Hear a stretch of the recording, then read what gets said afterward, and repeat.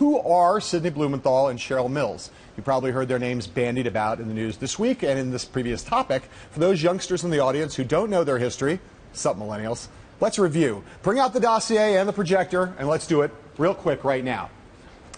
First up,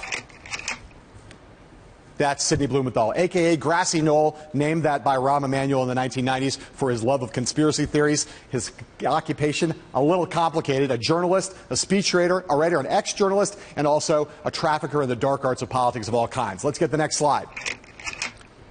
Here's that New York Times story from earlier in the week that's got everyone talking. Recent activity for Sidney Blumenthal. Clinton friends' memos on Libya draw scrutiny to politics and business. This is Sidney Blumenthal emailing with Hillary Clinton and talking about Libya, where he also had business dealings. That's shady, complicated, and a little bit problematic. Now, number 3, boom.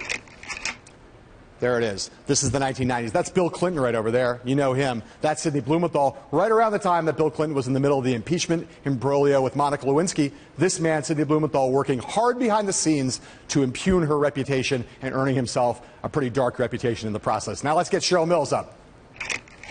There she is. Occupation, lawyer, Clinton advisor. Former role, she was the State Department Chief of Staff and Clinton's 2008 General Counsel.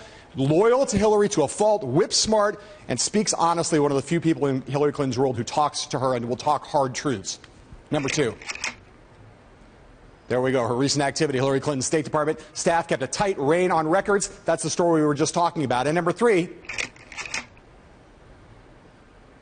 that's a picture of her in the 1990s, Cheryl Mills, when she was defending Bill Clinton in that impeachment investigation back on Capitol Hill, earning a reputation with Republicans for that. Mark, tell me about, these are both characters of some controversy. So are they net positive, net negative for her that they're now bubbling up in this way? These are amongst the senior, most trusted advisors of Hillary Clinton, and Sid Blumenthal has a relationship with Bill Clinton as well.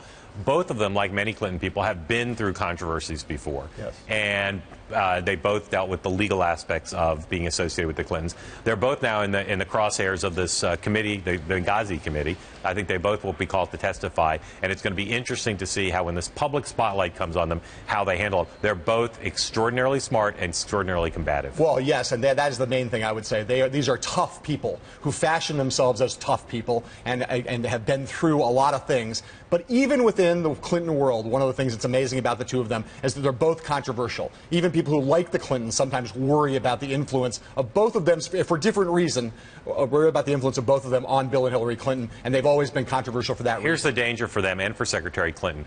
If the Journal story about Cheryl Mills is right today, if the New York Times story is right about Sid Blumenthal, and they both seem to be solidly reported stories, even Democrats, and including a lot of Obama Democrats, look at what they are alleged to have done, and they don't approve of it.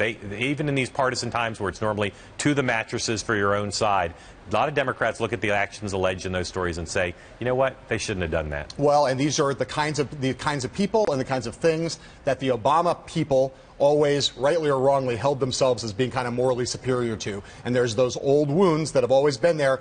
These kind of people being dragged into the spotlight will exacerbate some of that sniping that goes on within the party that will not be helpful to her politically going forward. I bet you what's going on in the minds of the younger people working in Brooklyn for Hillary Clinton now, who are familiar with history, is if you're associated with Hillary Clinton, you can get dragged into stuff.